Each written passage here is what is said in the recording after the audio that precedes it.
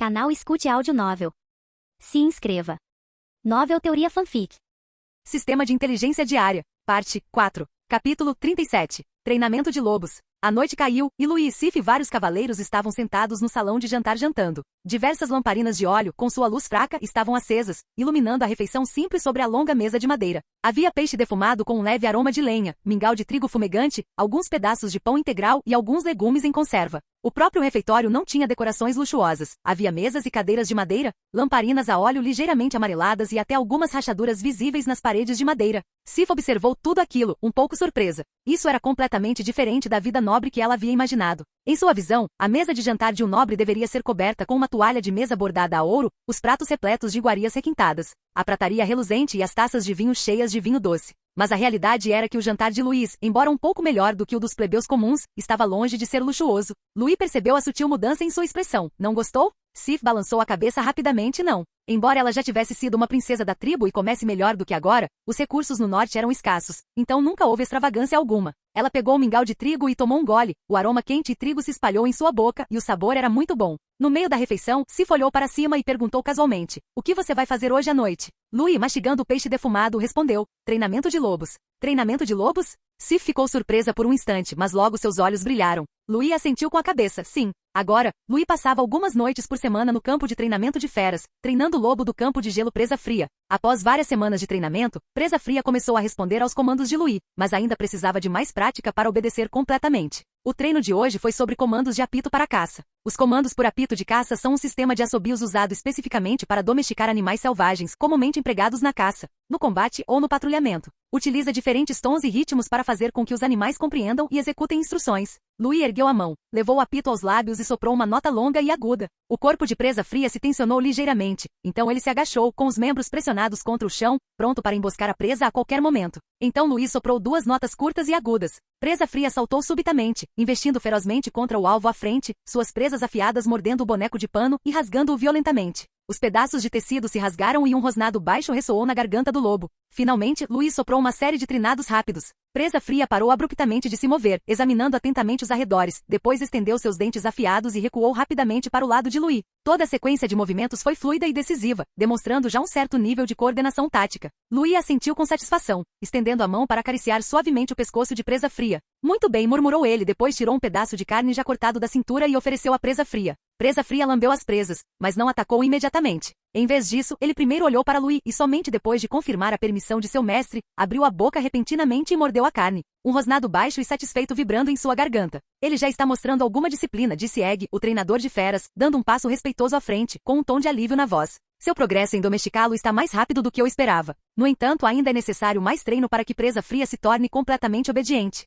Afinal, os lobos do campo de gelo são diferentes das feras comuns, confiança e obediência precisam ser construídas aos poucos. Sim, eu sei, respondeu Louis. Sif olhou para o lobo do campo de gelo no campo de treinamento, sua expressão gradualmente se tornando sombria. De volta à tribo, ela também tinha um lobo do campo de gelo, Lua Solitária. Era um lobo do campo de gelo que ela havia criado desde filhote. Eles caçavam juntos, corriam juntos em meio a nevascas e se aqueciam mutuamente nas noites frias. Mas agora, provavelmente já era. A mão de Sif apertou-se inconscientemente, as pontas dos dedos cravando-se na palma da mão. Morto, muito provavelmente. Nos dias que se seguiram ao despertar do coma, Sif tentou deliberadamente não se deter nessas tragédias, mas ainda assim não conseguiu evitar. Louis olhou para ela, aparentemente percebendo seu desconforto, e perguntou suavemente, o que houve? Sif ficou em silêncio por um momento, mas no final, não conseguiu evitar dizer, eu também costumava criar um lobo do campo de gelo, mas ele morreu. Seu tom era calmo, como se estivesse afirmando algo alheio a si mesma. Louis ponderou por um momento, depois apontou para um grupo de filhotes de lobo do gelo em um recinto distante. Então você quer escolher outro para criar? Sif ficou paralisada, como se não tivesse reagido.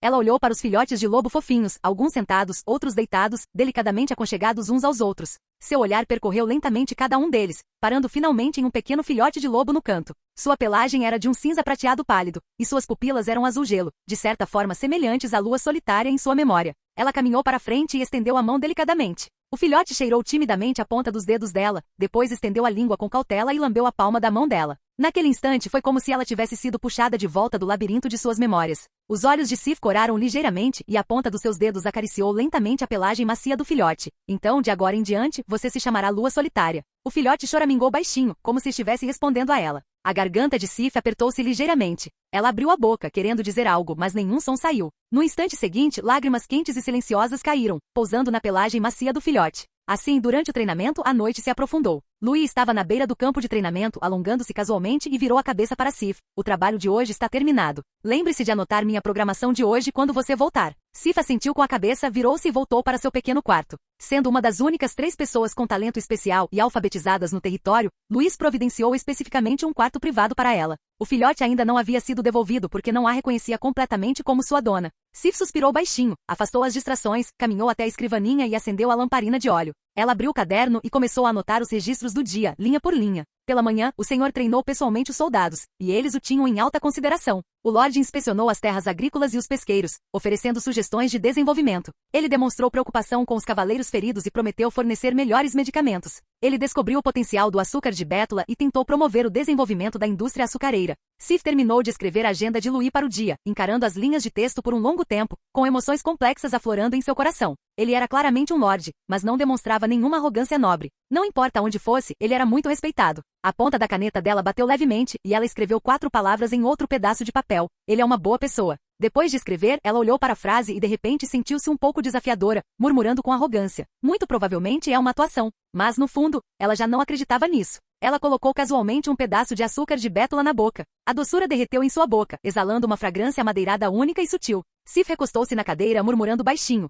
Tão doce. Capítulo 38. Bradley chega ao território da Maré Carmesim. Embora já fosse primavera, o território do norte continuava extremamente frio, e mesmo com um casaco grosso, era difícil se proteger do frio cortante. Senhor, estamos quase lá, disse um cavaleiro, puxando as rédeas do cavalo e relatando em voz baixa ao ancião à frente da procissão. Bradley assentiu levemente com a cabeça, sua expressão inalterada, enquanto continuava cavalgando silenciosamente sobre o chão congelado. Essa procissão percorreu em silêncio as terras desoladas do território do norte. Não foi porque eles não tivessem queixas sobre essa missão, mas sim por reverência a Bradley. Ele era o antigo mordomo do Duque Calvin, ocupando uma posição elevada e poderosa, com um status dentro da família Calvin que era até comparável ao de algumas famílias nobres colaterais. Mesmo que os cavaleiros tivessem perguntas, não ousavam falar livremente na frente dele. Ao longo do caminho, eles atravessaram vários territórios fronteiriços, todos eles dilapidados e desolados. Até mesmo a cidade da Alabarda de Gelo, onde ficava a mansão do governador do território do norte, não passava de um posto militar decadente aos olhos desses solistas. Ninguém esperava que o território da Maré Vermelha fosse diferente. Bradley não foi exceção. Na sua impressão, Louis era apenas mais um dos filhos do Duque, na casa dos 20 anos, com talento mediano, uma personalidade honesta e até um pouco entediante. Ele fora negligenciado desde a infância e há alguns meses, o Duque o enviou para esta terra inóspita e fria no território do norte para que se virasse sozinho. Agora, porém, em uma carta ao Duque, ele escreveu que o território fronteiriço era bem governado, demonstrando um bom ritmo de desenvolvimento, e que até mesmo havia descoberto uma valiosa essência de mina mágica. Bradley estava cético quanto ao conteúdo desta carta. Um jovem de 20 e poucos anos com quase nenhum recurso disponível, conseguiu administrar uma terra árida de forma tão organizada? Isso pareceu-me um exagero. Além disso, a essência da mina mágica sempre fora um recurso extremamente escasso para o Império Sangue de Ferro, que dependia quase inteiramente de importações da Federação Esmeralda. E em seu território fronteiriço, uma grande quantidade de essência de mina mágica foi descoberta? Provavelmente houve algum exagero envolvido. Mas aconteça o que acontecer, ele continuou ouvindo, sem reclamar nem demonstrar a menor hesitação. Porque ele era Bradley, o mordomo mais leal da família Calvin. Ele queria ver se aquele jovem lorde era realmente capaz de fazer jus a tudo que descreveu em sua carta. Se Louis demonstrasse valor digno de ser cultivado, ele o ajudaria com todas as suas forças. Se Louis o desapontasse, ele não hesitaria em retirar todo o apoio. Ao vento frio, o contorno do território da Maré Vermelha foi emergindo gradualmente. Na trilha distante da montanha, Louis cavalgava um cavalo de guerra negro, vestindo uma grossa capa de pele de lobo, com os cabelos escuros ao vento. Sua aparência era 7/10 semelhante à do Duque, mas em comparação a ele, tinha menos majestade e traços mais delicados. Aos seus pés estava um ágil filhote de lobo do campo, exalando uma aura indomável e selvagem. Essa cena fez com que a avaliação que Bradley tinha de Louis subisse alguns pontos discretamente. Ao menos ele era muito mais forte do que o jovem mestre inútil que havia imaginado. Os cavaleiros também ficaram um tanto surpresos. Esperavam ser recebidos por um jovem mestre desgrenhado e em dificuldades, preso em um feudo árido. Mas não esperavam que a outra parte fosse tão calma e serena. Ele chegou até a domesticar um lobo do campo de gelo. Louis avançou e cumprimentou Bradley respeitosamente. Senhor Bradley, o senhor teve uma jornada difícil. Bem-vindo ao território da Maré Vermelha. Bradley retribuiu a saudação com a etiqueta padrão de um mordomo. Sua atitude, embora não fosse calorosa, era impecável. O jovem mestre é muito gentil. O Duque Calvino me enviou com alguns reforços, na esperança de que possam lhe ser úteis. A preocupação do meu pai, eu aguardo profundamente no meu coração. Bradley observou Louis em silêncio, sua opinião sobre ele já um tanto alterada. Afinal, neste território árido e cruel do norte, manter uma postura tão nobre e serena não era fácil. Louis cavalgou lentamente para a frente, seu olhar percorrendo a procissão e os suprimentos que Bradley havia trazido, e seu coração se agitou levemente. 3 cavaleiros de elite, 10 cavaleiros formais, 30 cavaleiros aprendizes, dezenas de artesãos, médicos e outros talentos. Diversas carroças carregadas com grãos, farinha, carne seca e vegetais em conserva. Sementes para culturas resistentes ao frio, dezenas de cabeças de gado de chifres pretos, ovelhas para regiões frias, cavalos de guerra resistentes ao frio. Ele não tinha muita esperança no apoio do pai, pois ele, esse filho, não era muito estimado. Mas agora, parecia que esse lote de suprimentos havia superado em muito as expectativas. O velho ainda havia gasto algum ouro, embora isso fosse apenas uma gota no oceano para a família Calvin. Bradley disse em tom calmo: jovem mestre, essas coisas não são grande coisa. Considere isso uma oportunidade para você. Ele fez uma pausa, repetindo as palavras originais do Duque. Se você governar bem o seu território, a família aumentará o investimento, mas se demonstrar qualquer incompetência, a família retirará imediatamente todo o apoio. Louis, no entanto, apenas sorriu. Vou valorizar esta oportunidade. Enquanto Louis observava o auxílio, Bradley também observava o território da Maré Vermelha. Ao pisar pela primeira vez nesta terra, ela não pareceu diferente de outras terras do território do norte, desolada, árida e sem vida. Bradley assentiu mentalmente, era exatamente como ele esperava. Mas à medida que a procissão se aprofundava, sua expressão foi se tornando gradualmente mais sutil. As primeiras coisas que lhe chamaram a atenção foram os vastos campos de plantações viçosas, bem como as áreas de terreno baldio que estavam sendo recuperadas. Os aldeões estavam cheios de energia, o suor misturado com a terra, mas não havia nenhum traço de queixa em seus rostos. Em vez disso, eles exalavam esperança. Isso não estava certo. Como isso foi possível? A maioria dos outros territórios fronteiriços no território do norte ainda estava na fase de semeadura nessa época, mas as plantações no território da Maré Vermelha já estavam quase prontas para a colheita? Até mesmo novos trabalhos de recuperação ambiental estavam sendo realizados simultaneamente. O que isso significava? Isso significava que Louis estava muito à frente de outros senhores da fronteira em termos de gestão agrícola. Bradley reparou nas casas compridas semi-subterrâneas, dispostas de forma organizada em ambos os lados da estrada. Essas casas, embora simples, eram todas construções novas. Claramente, eles haviam sido concluídos recentemente. Em outras palavras, o território da Maré Vermelha não apenas resolveu seus problemas de sobrevivência, mas também expandiu sua infraestrutura em um curto período. Este ponto era ainda mais forte do que em alguns territórios que vinham se desenvolvendo há muitos anos. Conforme viajava, Bradley via cada vez mais coisas. Vários detalhes faziam com que suas sobrancelhas se franzissem cada vez mais. Mas o que realmente o surpreendeu foram os aldeões que encontraram pelo caminho. Os olhares deles em direção a Louis demonstravam amor e respeito genuínos. Não era o temor reverencial de um nobre, nem a gratidão para com um benfeitor, mas uma espécie de fé quase devota. Esse garoto, será que ele nasceu para governar? O coração de Bradley estremeceu levemente, e ele começou a reavaliar aquele jovem mestre despretensioso que tinha sob seu comando. Pode-se dizer que o controle de Louis sobre o território da Maré Vermelha era ainda mais completo do que o domínio do Duque no sul. Ele disse em sua carta que governou bem, mas agora parece que disse muito pouco. Todos o subestimaram, mas ao que parece, todos o julgaram mal. Talvez ele não pudesse herdar a família Calvin, mas suas futuras conquistas certamente não seriam modestas. Ao pensar nisso, os lábios de Bradley se curvaram ligeiramente, e ele sentiu um certo prazer. Pelo menos não será entediante no território do norte. Capítulo 39. Mina de medula demoníaca. 2 dias depois, Louis, acompanhado por Bradley, o mestre artesão Valentini e outros mineiros profissionais, aventurou-se no coração do território da Maré Vermelha ao longo da trilha da montanha. Bradley ainda nutria dúvidas, acreditando que não deveria haver uma mina de medula mágica em grande escala nesta área, e que Louis estava exagerando. Após atravessarem a floresta, a vista repentinamente se abriu, revelando uma enorme área de mineração diante de seus olhos. Fora da área de mineração, vários cavaleiros estavam de prontidão, trajando pesadas armaduras de ferro, observando atentamente os arredores. Ao verem a chegada do grupo de Louis e Bradley, os cavaleiros imediatamente se curvaram, dizendo: "Meu senhor, tudo na mina está normal." Louis assentiu com a cabeça e continuou a conduzir o grupo para dentro. E quando eles realmente entraram na área da mina, todos não conseguiram conter o espanto. As reservas de essência magmática aqui eram surpreendentemente vastas. Ao entrar na mina, a temperatura era ligeiramente mais alta do que do lado de fora, e a superfície do minério estava levemente aquecida. As paredes rochosas da mina exibiam uma estranha cor púrpura escura, cintilando levemente com um brilho mágico, e sutis flutuações de energia pairavam no ar. Como mineiro experiente, Valentini instintivamente estendeu a mão e acariciou suavemente a face da rocha. Seus dedos tremiam levemente, e seus olhos estavam cheios de fervorosa excitação. Meu Deus! Ele se virou para Bradley, sua voz mal disfarçando a empolgação.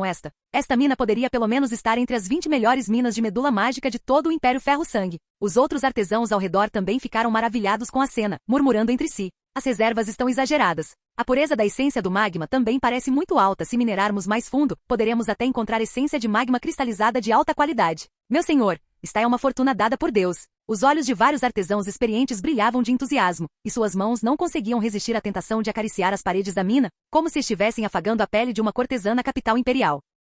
Bradley franziu a testa e repreendeu severamente: fiquem quietos, não tratem este lugar como um mercado. Os artesãos logo se calaram, mas a excitação em seus rostos ainda era difícil de disfarçar. E quando Bradley viu tanta essência de magma, seu coração também se agitou com ondas turbulentas. Realmente havia muita essência de magma, Louis não havia mentido. Ele começou a reavaliar o valor desse território. A essência do magma não era apenas uma matéria-prima para a fabricação de explosivos mágicos. O pó de essência de magma também podia ser infundido em armas, encantando as lâminas e permitindo que cortassem metal como se fosse lama. E os alquimistas precisavam da essência do magma para criar poções potentes. O material principal para os arranjos mágicos também exigia a essência de magma de alta pureza. Seu valor excedia em muito de minerais mágicos comuns. Era um mineral de grau estratégico que podia influenciar todo o território do norte. A dimensão e o valor desta mina superaram em muito a imaginação dele e do Duque Calvino. Bradley aproximou-se de Louis com seu cavalo, baixando um pouco a voz. Jovem mestre, é melhor não deixar muita gente saber sobre esta mina. Louis observava Bradley em silêncio, esperando que ele continuasse. Embora a família Calvin seja uma das 8 grandes famílias do Império, geralmente os patifes de quinta categoria não ousariam conspirar contra você. Bradley fez uma pausa, seu olhar se tornando mais penetrante. Mas isto é o território do norte, muito longe da família, e a influência da família pode não chegar até aqui. É inevitável que algumas pessoas corram riscos, e esta mina de medula óssea mágica vale a pena para elas. Nesse momento, ele observou a expressão de Louis, querendo ver a atitude do jovem mestre em relação ao assunto. No entanto, a expressão de Louis permaneceu calma, chegando a exibir um sorriso sereno. Entendo. Ele assentiu levemente com um tom calmo. Além de mencionar isso ao meu pai em uma carta, não contei a mais ninguém. Ao ouvir isso, Bradley observou atentamente a expressão de Louis e percebeu que ele não estava mentindo, mas sim que realmente tinha senso de decoro. Só então ele assentiu lentamente, decidindo secretamente em seu coração. Ele precisava relatar a situação claramente ao Duque e pedir que enviasse mais cavaleiros. Essa mina valeu a pena. Por outro lado, Valentim disse a Louis: meu senhor, de acordo com os resultados da pesquisa atual, as reservas desta mina são realmente impressionantes. Mas ela também é muito mais perigosa do que as minas comuns. Sugiro que primeiro determinemos os limites de toda a área de mineração e encontremos as áreas mais estáveis para usar como pontos iniciais de exploração. Então deixo isso com você, concordou Louis, assentindo com a cabeça. Valentine conduziu os artesãos para dentro da mina, segurando seus martelos de mineração, batendo cuidadosamente nas paredes rochosas e ouvindo os ecos vindos de diferentes áreas. O minério aqui tem uma cor roxa mais escura, indicando um teor muito alto de essência de magma. Valentine se agachou, apontando para um pedaço de minério na parede rochosa que brilhava fracamente com um tom roxo escuro, especialmente essas áreas cristalizadas, que indicam uma veia de alta pureza. No entanto, isso também significa que elas são muito frágeis e podem se quebrar com um pequeno acidente. Em seguida, ele bateu em outra camada de rocha próxima. O som que saiu foi profundo e grave. A estrutura aqui é estável e adequada para a escavação. Após dar mais alguns passos, ele mudou de lugar e bateu novamente. O som que saiu era ligeiramente oco. Mas não aqui, a geologia é muito frágil, e se minerarmos de forma precipitada, é muito provável que desabe. Os artesãos assentiram com a cabeça em concordância, fazendo marcas na parede da mina. Louis permaneceu de braços cruzados, observando em silêncio. Embora não fosse especialista em mineração, ele percebeu que o profissionalismo de Valentine era extraordinário. Parece que os artesãos que a família enviou desta vez são todos especialistas. O tom de Louis carregava uma pitada de admiração. Sua experiência realmente me abriu os olhos. Os artesãos ficaram surpresos com essas palavras, mas logo em seguida demonstraram um leve orgulho. Essa era a área em que eles eram mais habilidosos, e serem elogiados pessoalmente pelo senhor realmente os encheu de orgulho. Bradley assentiu levemente com a cabeça, o rosto ainda impassível, mas suspirou interiormente. Este jovem mestre não era de fato incompetente, ele sabia como conquistar o coração das pessoas. Valentine prosseguiu sua análise. Como as minas de essência de magma liberam flutuações mágicas, os mineiros que permanecem aqui por longos períodos podem sofrer envenenamento mágico. Precisamos elaborar um plano de ventilação para evitar que a magia se acumule nos poços da mina. Como isso deve ser feito? Perguntou Louis. Precisamos abrir poços de ventilação em diferentes áreas para permitir a circulação do ar, e instalar passagens com divisórias dentro dos poços da mina para evitar o acúmulo de gases nocivos. Enquanto esboçava um diagrama simples no pergaminho que carregava, Valentine disse: use madeira de bétula preta para as estruturas de suporte, com um ponto de apoio a cada 5 metros, para garantir que o poço da mina não desabe. O poço principal deve ter 3 metros de largura, e os poços auxiliares 1,5 metros, para que o transporte não fique congestionado. É evidente que você é muito profissional nessa área, elogiou Louis. Ao ouvir isso, Valentine estufou o peito imediatamente, com um toque de orgulho na voz. Claro, eu fui mineiro a vida toda. Posso andar por uma mina de olhos fechados e não me perder. Louis sorriu e deu um tapinha no ombro de Valentine. Então o plano de mineração para esta mina está confiado a você. Valentine sorriu e disse: então agradeço a Deus pela apreciação. Capítulo 40. O poder do poder. Atenção, pessoal. Estamos construindo um poço de mina que precisa durar décadas, então não me culpem se eu não for educado com quem tentar economizar. Com o levantamento completo da área de mineração concluído, Valentine começou imediatamente a orientar os artesãos no reforço dos poços da mina. A madeira de bétula preta era cortada em tamanhos padrão, e os trabalhadores carregavam pesadas vigas de madeira para dentro da mina. Uma viga foi firmemente fixada em cada parte do poço da mina para garantir a estabilidade de toda a estrutura. Os carpinteiros reforçaram as juntas com cunhãs de madeira grossas e aplicaram resina para garantir a estabilidade a longo prazo dos suportes. Valentine batia levemente em cada viga de madeira de bétula preta com seu martelo de mineiro, confirmando pessoalmente sua robustez. Do outro lado, o primeiro grupo de mineiros, composto por escravos, estava pronto e à espera. Eles trouxeram ferramentas de proteção simples e aguardaram instruções. Valentine assentiu com a cabeça. Comece pelas áreas mais estáveis, realize mineração em pequena escala e observe as condições específicas da essência do magma. Ao receberem a ordem, os mineiros manejaram cuidadosamente suas picaretas, golpeando a rocha e arrancando pedaços de minério. A cada golpe da picareta, a veia de minério púrpura emitia um brilho fraco, como se o poder mágico adormecido nas profundezas da terra fosse despertado. Imediatamente depois, esse primeiro lote de minério foi enviado para Silco, o único aprendiz de alquimista do território da Maré Vermelha. Teste a pureza, instruiu Luiz secamente. Silco assentiu com a cabeça e colocou um pequeno pedaço de medula mágica na solução de teste. O líquido brilhava levemente em tons de roxo, e então flutuações mágicas rodopiaram no ar. A cor da solução intensificou-se rapidamente, transformando-se num roxo escuro profundo, símbolo da essência de magma de alta pureza. Meu senhor, a pureza do minério é ainda maior do que o esperado. A voz de Silco mal disfarçava sua empolgação. Os cantos da boca de Luiz se curvaram ligeiramente, e a pedra em seu coração finalmente caiu. A noite estava profunda, e a luz de velas tremeluzia no escritório. Luiz estava sentado atrás de sua mesa, com o olhar fixo em Bradley do outro lado da mesa. Espero que a extração e o processamento do minério permaneçam no território da Maré Vermelha, e que as vendas sejam gerenciadas pela família Calvin, disse ele, sem rodeios. Bradley ficou ligeiramente surpreso, mas depois esboçou um sorriso significativo. Entendo. Louis tinha seus próprios cálculos para fazer isso. Ele precisava do apoio da família naquele momento e não podia demonstrar sinais de independência muito cedo. Tinha que oferecer benefícios suficientes para que a família estivesse disposta a continuar investindo. Somente quando os interesses da família estivessem satisfeitos, eles forneceriam mais recursos e proteção, permitindo que ele estabelecesse uma base estável nesta terra desolada do norte. Além disso, ele era muito inferior à família Calvin no controle dos canais de venda. As rotas comerciais da família Calvin abrangiam todo o império e podiam até mesmo negociar com outros países. Se ele quisesse abrir um canal de vendas de escala comparável ou até menor, seria quase impossível a curto prazo. Portanto, em vez de gastar energia em coisas nas quais não era bom, era melhor estabilizar a situação e ganhar dinheiro primeiro. Mas a tecnologia de processamento teve que permanecer em suas mãos.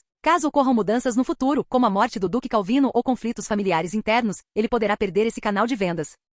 Contudo, enquanto o território da Maré Vermelha mantivesse firmemente o controle da tecnologia de refino e processamento da essência do magma, mesmo que fosse expulso do mercado, ele ainda poderia reconstruir o mercado em vez de ficar à mercê de outros. Bradley olhou para ele de relance, com um leve sorriso nos lábios. Ele naturalmente compreendeu o pequeno plano de Louis, mas não o revelou. Redigirei a carta de acordo com seus desejos e a transmitirei ao Duque Calvin, disse Bradley, mantendo um tom respeitoso. Tudo ficou a cargo da decisão do Duque. Ele só precisava cumprir seu papel e não interferir demais. Então Luiz abriu uma pesada caixa de madeira, e uma pilha de moedas de ouro apareceu à vista. Havia cerca de 1.500 moedas de ouro. Os recursos fornecidos pela família Calvin desta vez também incluíam 3.000 moedas de ouro, o que tornou Luiz subitamente rico. Mas independentemente da quantidade de moedas de ouro, se elas não pudessem ser trocadas por recursos tangíveis para desenvolver força, seriam apenas objetos inúteis. E o recurso mais necessário no território da Maré Vermelha agora era a população. Louis fechou a caixa de madeira, olhou de soslaio para Bradley e disse solenemente, quero trocar essas moedas de ouro por escravos. Um lampejo de aprovação passou pelos olhos de Bradley. Parece que você já tem um plano bem definido.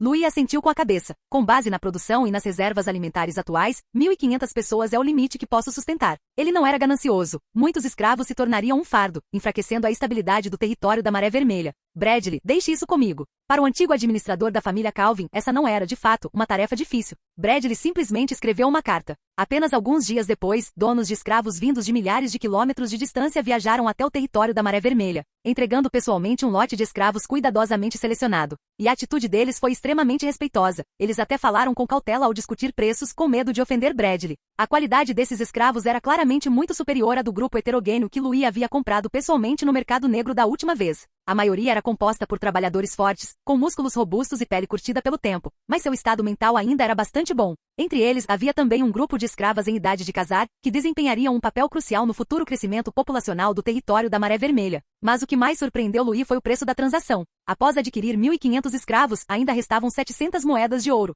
É muito mais barato do que eu imaginava, exclamou Louis, olhando para os lotes de escravos de alta qualidade. Bradley deu um leve sorriso. Os preços de mercado não são estáticos. Eles dependem de quem é o comprador. A implicação era que se fosse outra pessoa, mesmo com 1.500 moedas de ouro, a qualidade e a quantidade de escravos que ela poderia comprar seriam absolutamente muito inferiores às que se obtinham atualmente. Mas Bradley apenas escreveu uma carta. E os traficantes de escravos viajavam milhares de quilômetros para entregar pessoalmente os produtos da mais alta qualidade à porta deles. A atitude deles foi extremamente respeitosa, e eles até mesmo reduziram os preços voluntariamente, apenas para manter uma parceria de longo prazo com a família Calvin. Será este o poder do antigo administrador da família Calvin? É assustador. Não se tratava apenas de habilidades de negociação, mas de uma regra profundamente enraizada na própria estrutura da sociedade. Louis secretamente se alegrou por também ser membro da família Calvin. É claro que somente provando sua força dentro da família ele estaria qualificado para realmente empunhar essa poderosa arma. Se fosse ele 2 meses atrás, provavelmente nem teria tido a chance de experimentar esse poder. De repente, uma ideia surgiu na mente de Louis. Que maravilha seria se um dia ele pudesse controlar completamente essa influência e fazer com que todo o poder da família Calvin servisse a ele.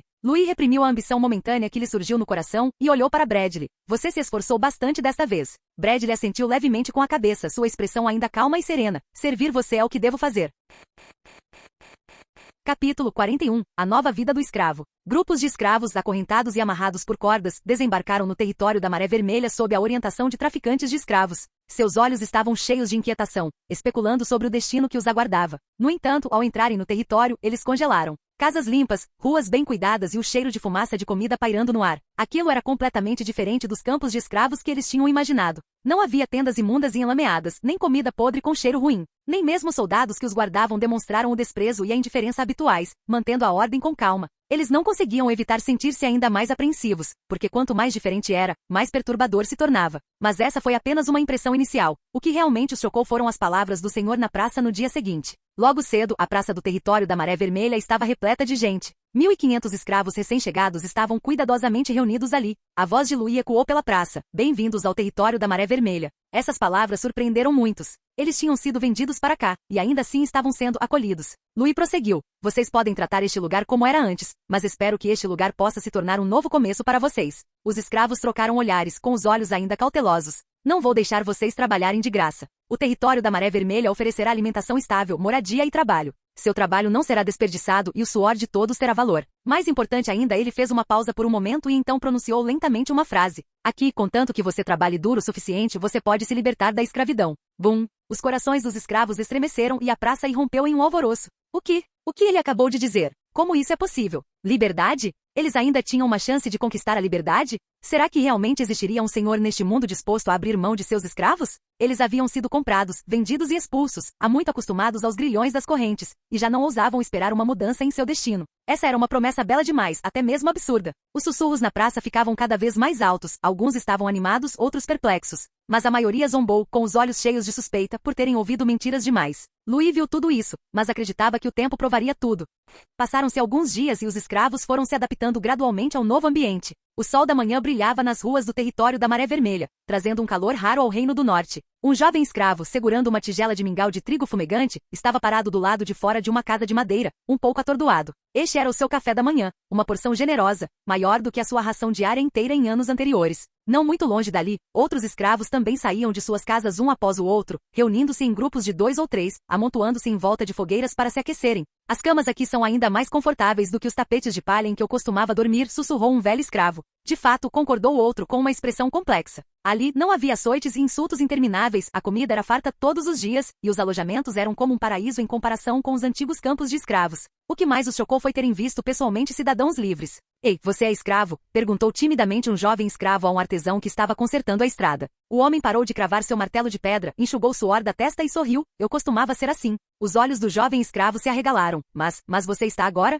O artesão sorriu. Por ter trabalhado diligentemente, o senhor me concedeu o status de cidadão livre. Sério? Sua voz tremia. Claro. O artesão deu um tapinha no ombro dele. Contanto que você faça um bom trabalho, o senhor não tratará ninguém injustamente. Exemplos desse tipo tornaram-se cada vez mais comuns. Eles viram cidadãos livres nos campos, na ferraria. Aqueles que antes eram escravos agora viviam com dignidade, vestindo roupas decentes e mantendo a cabeça erguida. As dúvidas dos escravos foram abaladas naquele momento. Eles começaram a acreditar que talvez a liberdade não fosse uma promessa vazia. Com o passar do tempo, o medo dos escravos foi gradualmente desaparecendo, sendo substituído pela adaptação ao território afetado pela Maré Vermelha e por um anseio pelo futuro. Contanto que nos esforcemos, nós também conseguiremos. Essa ideia se espalhou silenciosamente entre a comunidade escrava, acendendo aos poucos uma faísca de esperança. Eles deixaram de ser meros obedientes passivos e começaram a se dedicar verdadeiramente ao trabalho. Eles começaram a valorizar genuinamente a pessoa que lhes deu essa oportunidade, o jovem Lord. Sempre que ele inspecionava as áreas de mineração ou as oficinas, os escravos paravam o trabalho inconscientemente. Eles o observaram partir, seus olhos já não cheios apenas de admiração, mas de uma certa confiança e respeito indescritíveis. Naturalmente, a chegada de uma grande população trouxe não apenas mão de obra, mas também desafios inevitáveis. A questão da alimentação não era uma grande preocupação. Reservas anteriores e o apoio familiar garantiam um amplo suprimento de grãos. Mas a habitação tornou-se um problema espinhoso. O território da Maré Vermelha tinha originalmente uma população pequena, e a construção de moradias era baseada na demanda. Agora, com a adição repentina de 1.500 escravos, os aposentos, antes espaçosos, tornaram-se instantaneamente apertados. Mas, apertando-se um pouco, eles ainda conseguiam morar lá. Os escravos foram alojados nas casas compridas semi-subterrâneas já existentes, compartilhando temporariamente os espaços de convivência com os moradores originais. Em outros lugares, essa situação provavelmente causaria insatisfação ou até mesmo conflito, mas a situação no território da Maré Vermelha era surpreendentemente estável, porque todos acreditavam que o Senhor havia prometido acelerar a construção de novas casas. Não só isso, mas os artesãos já haviam começado a lançar os alicerces nas áreas externas, e novas casas estavam sendo construídas, progredindo mais rápido do que qualquer um esperava. Mas Louis disse: tenham paciência mais um pouco, em breve haverá muitas casas. Assim, embora as condições de vida fossem um pouco apertadas, havia muito pouca reclamação entre os escravos em privado. A escassez de moradias era apenas um problema imediato. O que realmente preocupava Louis era a questão do saneamento. Certa tarde, Louis dedicou um tempo para inspecionar a área residencial recém-construída. As casas ali tinham sido construídas recentemente. As vigas de madeira ainda exalavam o aroma fresco de serragem, e o terreno era uma estrada de terra recém-asfaltada. De longe, as fileiras de casas formavam uma ordem, uma das maiores conquistas recentes do território da Maré Vermelha. Mas à medida que Louis avançava pela trilha, percebeu que algo estava errado. Em ambos os lados do caminho, podiam-se ver ocasionalmente vários montes de lixo, e o ar estava impregnado com um cheiro mofado. Em especial, aquela poça marrom amarelada na esquina, brilhando sob o sol, fez o pomo de Adão de Louis subir e descer involuntariamente. Tal ambiente pode não causar problemas a curto prazo, mas à medida que a população cresce, questões como água potável, esgoto e higiene ambiental, mais cedo ou mais tarde, se tornarão perigos ocultos. Se não forem controladas as doenças, uma vez que se espalhem, o território da Maré Vermelha não terá médicos suficientes para lidar com a situação.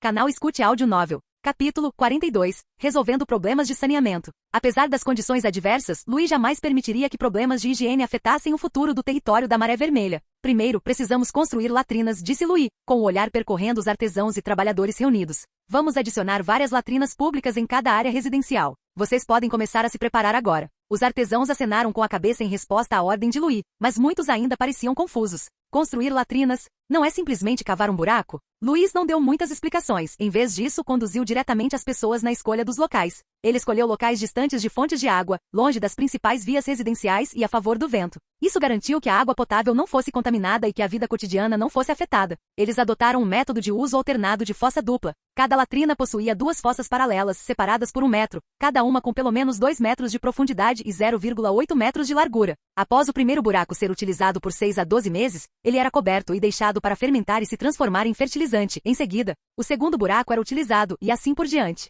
Para garantir que os moradores realmente seguissem as novas regras, Louis chegou a fazer um acordo especial. Ele encomendou ilustrações dos 10 mandamentos do uso de latrinas para serem penduradas nas paredes de cada latrina. Como a maioria das pessoas era analfabeta, ele mandou desenhar diagramas simples e diretos. Por exemplo, não urine em qualquer lugar, cubra a fossa após usar a latrina, não jogue lixo na latrina, e assim por diante. Ele emitiu uma proibição rigorosa. Todos devem usar as latrinas de acordo com as regras. Os infratores serão severamente punidos. Quando a nova regra foi implementada pela primeira vez, muitos moradores ficaram perplexos. Eles estavam acostumados a fazer suas necessidades em qualquer lugar desde a infância e nunca imaginaram que usar uma latrina exigiria regras. Mas ninguém ousou objetar. Talvez não entendessem o motivo, mas acreditavam que as palavras de seu senhor estavam 100% corretas. A construção de latrinas foi apenas o primeiro passo. O foco seguinte foi o tratamento da fonte de água. Louis franziu a testa, apontando para o rio perto do território da Maré Vermelha no mapa. Não podemos mais deixar que todos peguem água do rio sem nenhum cuidado. Precisamos construir um sistema de purificação de água. Ele enviou pessoas para coletar amostras de vários rios de correnteza rápida e, finalmente, selecionou a fonte de água mais limpa. Ali, eles construíram um filtro de areia escalonado, utilizando um método de filtração de 3 camadas para purificar a água. A primeira camada era de cascalho grosso, que podia reter lodo e partículas grandes de impurezas. A segunda camada era de areia fina, que podia absorver matéria em suspensão na água, tornando-a mais límpida. A camada mais crucial era a camada superior de fragmentos de carvão de bétula, que não só removia os odores da água, como também filtrava alguns patógenos, tornando a água mais segura. Louis observou o primeiro lote de água purificada fluir lentamente para os barris de armazenamento, tão transparente que ele quase conseguia ver a areia fina no fundo. Ele pegou uma xícara, confirmou que não havia nenhum odor estranho e assentiu com a cabeça. Ótimo, esta água é potável. para garantir a qualidade da água. Ele chegou a designar soldados e administradores de confiança para testarem a água diariamente e relatarem imediatamente qualquer anormalidade. Os moradores da região se reuniram para observar, juntaram as mãos em concha, tomaram um gole de água com cuidado e demonstraram surpresa. É mais doce que a água do rio, e não tem aquele cheiro estranho de terra. Assim, os moradores foram aceitando gradualmente as regras para buscar água potável no local. Com a entrada em funcionamento do novo sistema de abastecimento de água, o problema hídrico do território da Maré Vermelha finalmente deixou de ser um perigo oculto,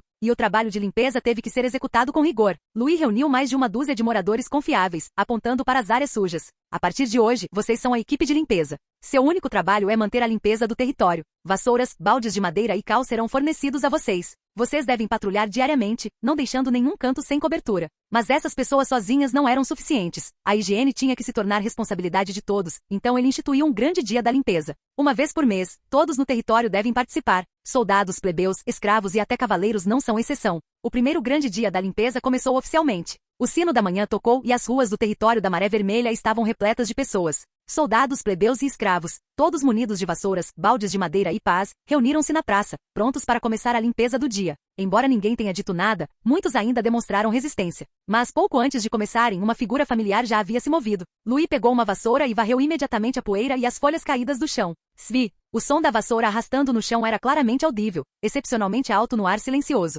Por um instante, todos ficaram atônitos. As expressões dos soldados eram sutis. Eles pensavam que estavam ali apenas para manter a ordem, mas não esperavam que o senhor participasse pessoalmente. Os escravos ficaram ainda mais incrédulos. O nobre fazendo o mesmo trabalho que eles? Mas antes que pudessem pensar mais a respeito, vários soldados reagiram primeiro murmurando: até o senhor está fazendo isso. E então também baixaram a cabeça e começaram a limpar. Com os soldados na liderança, os moradores restantes também começaram a agir. A multidão foi se dispersando aos poucos. A rua principal, os becos, os currais e o mercado. Em cada esquina havia alguém limpando, e o ambiente antes sujo e desorganizado melhorou rapidamente. Louis não disse uma palavra. Ele simplesmente se mergulhou em seu trabalho no meio da multidão. Ao olhar para cima, ele descobriu que os moradores que inicialmente haviam resistido agora estavam totalmente envolvidos na limpeza. Ao pôr do sol, o lixo e as fezes da área afetada pela Maré Vermelha estavam completamente limpos, e um aroma fresco tomou conta do ar. Inicialmente, a série de problemas de Louis: construir latrinas, purificar fontes de água, cavar valas de drenagem e organizar uma equipe de limpeza. Muitos pensavam que era apenas um capricho de um jovem lorde que logo se dissiparia. Mas com o passar do tempo, pessoas atentas começaram a notar que algo estava errado. Onde está o lixo na rua? Espere, por que não há mais aquele cheiro estranho no beco? Mais surpreendente ainda, quando beberam água, o gosto de lama habitual havia desaparecido. Antigamente as pessoas frequentemente tinham diarreia, mas agora essa situação praticamente desapareceu. Antigamente todos pensavam que a sujeira era natural, afinal, todos estavam acostumados com ela. Mas agora, olhando para trás, eles perceberam que um lugar poderia realmente se tornar tão limpo, tão adequado para se viver. A mudança mais direta foi que menos pessoas estavam ficando doentes. Inconscientemente, as queixas iniciais sobre o senhor ser muito problemático desapareceram, substituídas pela aceitação silenciosa das novas regras. Afinal, quem não preferiria um ambiente mais confortável? Bradley estava em um terreno elevado, com vista para o território revitalizado pela Maré Vermelha. Como antigo mordomo da família Calvin, ele havia testemunhado a administração territorial em todo o império. Mesmo cidades centrais como Cidade da Maré de Nuvens, onde ficava a mansão da família Calvin, tinham a maioria dos distritos com ambientes piores do que os daqui. Interessante. Bradley murmurou para si mesmo, sua avaliação de Louis subindo alguns pontos. Capítulo 43. A segunda carta do norte. A luz da vela tremeluzia, iluminando a carta aberta sobre a mesa, cujo conteúdo estava escrito com uma caligrafia impecável, tal como o caráter cauteloso e firme do velho mordomo, Bradley. O olhar do Duque Calvino recaiu sobre o início da carta. Ele tinha apenas leves expectativas em relação a esse filho. Mas à medida que as palavras se aprofundavam, a expressão inicialmente descontraída do Duque foi gradualmente se tornando mais séria, e suas sobrancelhas se franziram lentamente. Desempenho muito superior ao de outros territórios pioneiros? Avanços na agricultura, colheitas com maturação precoce? Os problemas habitacionais foram resolvidos de forma mais eficiente do que em territórios consolidados? A mina de medula mágica não só foi explorada com sucesso, como também teve um plano de mineração científica formulado. Até mesmo o gerenciamento de escravos foi otimizado para ser impecável. Em especial, a parte sobre a produção de alimentos que sustentava mais 1.500 escravos o fez refletir. Ele endireitou a postura, lançando um olhar para a assinatura de Bradley. Se a pessoa que escreveu a carta não fosse Bradley, o mordomo mais leal e antigo da família Calvin, ele teria suspeitado que o autor havia sido subornado. Mas seu olhar não se desviou da carta enquanto ele continuava a lê-la. O Duque Calvino logo descobriu que a liderança de Louis não se refletia apenas em suas políticas, mas também em seu carisma pessoal. Ele não se apoiou no prestígio da família Calvin, mas sim em sua própria capacidade, fazendo com que todos no território da Maré Vermelha o seguissem incondicionalmente. Principalmente quando o Duque Calvin leu sobre o respeito quase fanático que os moradores do território da Maré Vermelha tinham por Louis. Fanático? Será que é tão exagerado assim? Até mesmo o próprio Duque teve que admitir que, em sua opinião, muito poucos lords em todo o Império Sangue de Ferro seriam capazes de tal feito. Inicialmente ele só queria que Louis fosse para o norte para se virar sozinho e, de quebra, extrair o máximo de seu poder. Ele não esperava que esse garoto realmente se tornasse alguém famoso? De fato, seu plano de mais filhos, mais bênçãos, estava correto, pensou orgulhosamente o Duque Calvino. Era como uma loteria, contanto que ele sorteasse o suficiente sempre ganhava alguns prêmios. Ele continuou a ler, e quando chegou à parte sobre a mina de medula mágica, o olhar do Duque Calvino parou ligeiramente, e um lampejo de interesse surgiu em seus olhos. Os direitos de venda da mina de medula óssea seriam transferidos para a família Calvin em troca de apoio, mantendo a tecnologia de processamento. A ambição desse garoto é realmente grande.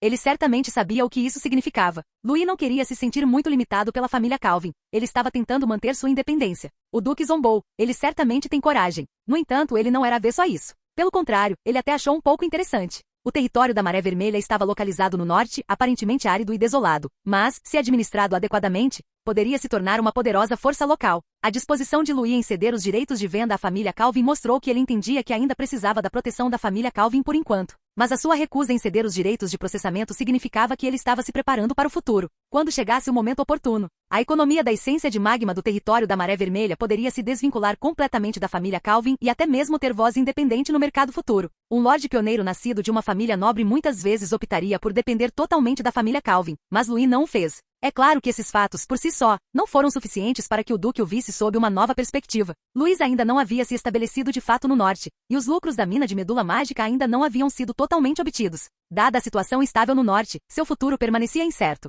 Mas desta vez Louis lhe deu uma surpresa inesperada. Ele valorizava principalmente o potencial de Louis. Quanto aos recursos no território da Maré Vermelha, ele ainda não se importava muito com eles. Talvez fosse hora de reconsiderar o valor desse filho. O Duque segurava a carta, seus dedos tamborilando levemente sobre a mesa, seu olhar percorrendo as linhas do texto. Os elogios de Bradley superaram suas expectativas, chegando a lhe dar uma ilusão absurda. Mas, independentemente de tudo, os fatos já estavam diante dele. Louis, uma criança a quem ele nunca havia dado atenção, demonstrara habilidades maiores do que o esperado nas terras áridas do norte. Mais importante ainda, o norte acabou ficando muito distante da província do sudeste. Embora as terras do território da Maré Vermelha tivessem grande potencial, ficavam muito longe do núcleo da família Calvin, e o apoio total era claramente irrealista. A atual região afetada pela Maré Vermelha era como uma semente que ainda não havia germinado, cheia de potencial, mas também de incertezas. O apoio excessivo pode fazer com que Louis busque um sucesso rápido de forma precipitada, e ele pode não ser capaz de se adaptar ao ambiente hostil do norte. Além disso, dada a postura de Louis em relação aos lucros da mina de medula mágica, ele aparentemente não queria que a família Calvin interferisse muito em seu território.